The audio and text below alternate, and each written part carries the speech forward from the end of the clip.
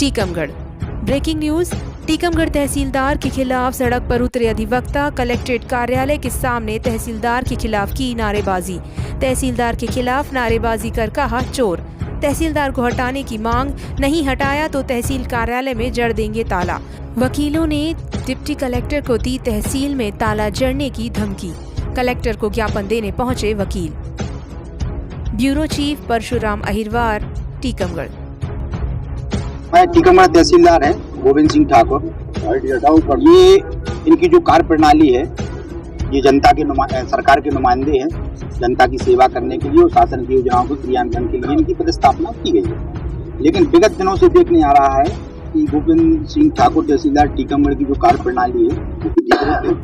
आम जनता हो, पत्रकार हो और हमारे वकील साथी, बिना वकालतनामा लगाए, बिना वकीलों की उपस्थिति लिए मनमानी कार्रवाई हो रही है। नामांतरणों की फाइलों में प्राय देखने में आ रहा है 4000 फाइलें इनके द्वारा निरस्त की गई हैं। उनमें डॉक्यूमेंट्स, जो विधिक डॉक्यूमेंट्स होना चाहिए वो लगे हैं, लेकिन पैसे नहीं देने के कारण वो फाइलें निरस्त हुई।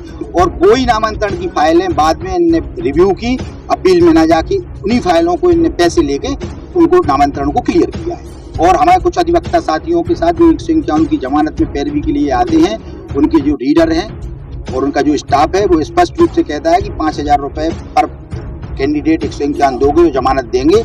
और तहसीलदार टीकमगढ़ 2 बजे जेल वारंट बनाते हैं और जिनके पैसे पहुंच जाते हैं उनकी 4 बजे फिर रिहाई चली जाती है। रिकॉर्ड पे है ये सारी चीजें। इनके खिलाफ हम हाई कोर्ट भी जाएंगे और इनके खिलाफ धरना प्रदर्शन करेंगे। और जितने भी स्टाफ में बाबू है तहसील कार्यालय में, SDM कार्यालय में, जो 1-2 सालों से पदस्थ है और इन लोगों जो पैसों की दलाली कर रहे हैं, इन सबको हटाया जाएगा। अगर नहीं हटाया जाएगा तो SDM और तहसील कार्यालय का घेराव होगा और सारी प्रक्रियाएं। और कल ये भी आया है कि तहसीलदार महोदय की कार्य प्रणाली से प्रताड़ित होकर एक व्यक्ति ने जहर खाकर अपनी आत्महत्या करने का प्रयास किया है। तो हम आप लोगों ने अभी क्या अल्टीमेटम दिया? हमने एक आवेदन दिया था तहसीलदार गोविंद सिंह के खिलाफ 14/12/23 में।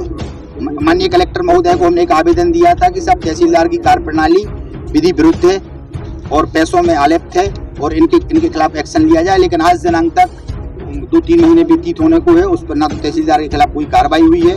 और कल परसों में नवीन घटनाक्रम जो हुए हैं उसके संबंध में हमने एक फिर से आवेदन आज लाए हैं। और अब हमारा ये है कि तहसीलदार महोदय को तत्काल प्रभाव से हटाया जाए और उनके स्टाफ को जो 2 साल, हमारा कलेक्टर महोदय से निवेदन है, अगर उस के माध्यम से हम उनसे मुलाकात भी करेंगे कि जो बाबू विगत 2 वर्षों से एक ही टेबल पे हैं, एक ही कोर्ट में पदस्थ हैं, उनको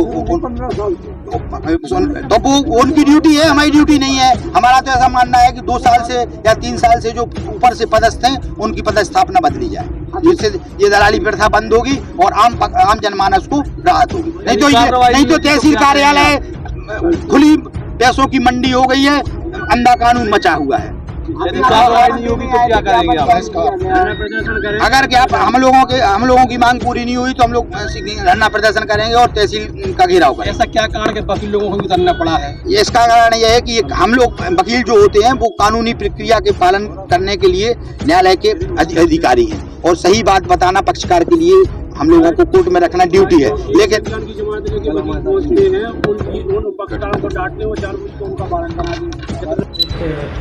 अपना खाने के सामने जहर खाया था और उस संदर्भ में क्या है?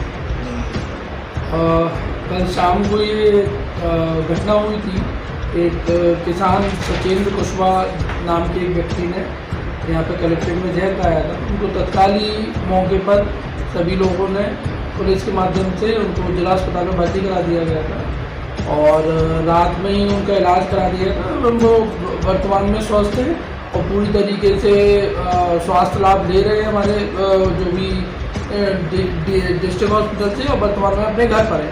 और जो प्रकरण जो सामने आया है जांच में, वो ये आया था कि उनके द्वारा स्वयं बताया गया था कि उनके पास 7-8 लाख रुपए का लोन लिया हुआ है, जिसमें कुछ लोग उन पर, जिन लोगों से वो लोन लिया था, वो लोग उन पर आए दिन आके दबाव करते रहते थे। इस कारण से उन्होंने अपना जहर खाना बताया है।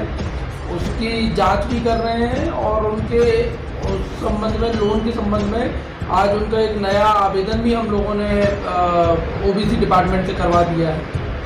तो सर जैसे हम लोग लगाया था कि वो ना कोई नामांकन था तहसीलदार वगैरह, तो सर क्या है, नामांकन था कि नहीं था सर? तो जमीन थी कि नहीं थी? नामांतरण और सीमांकन के प्रकरण के संबंध में उनकी जांच की गई थी तहसीलदार के यहाँ। वर्तमान में कोई भी उनका नामांतरण या सीमांकन पेंडिंग नहीं है। उनकी जो ज़मीन, जो पैतृक ज़मीन थी, उनके पिताजी ने अपने जीवन काल में और उनके द्वारा स्वयं भी प्लॉटों के माध्यम से विक्रय कर दी गई थी। वर्तमान में उनके नाम से जो ज़मीन है वो मौके पर रास्तों के रूप में उपलब्ध है, किसी प्लॉट के रूप में उपलब्ध नहीं है। वो ये पुराना मैटर है, लेकिन वर्तमान में अभी ऐसा कोई भी सीमांकन या नामांतरण संबंधी प्रकरण तहसीलदार न्यायालय या किसी न्यायालय में लंबित नहीं है।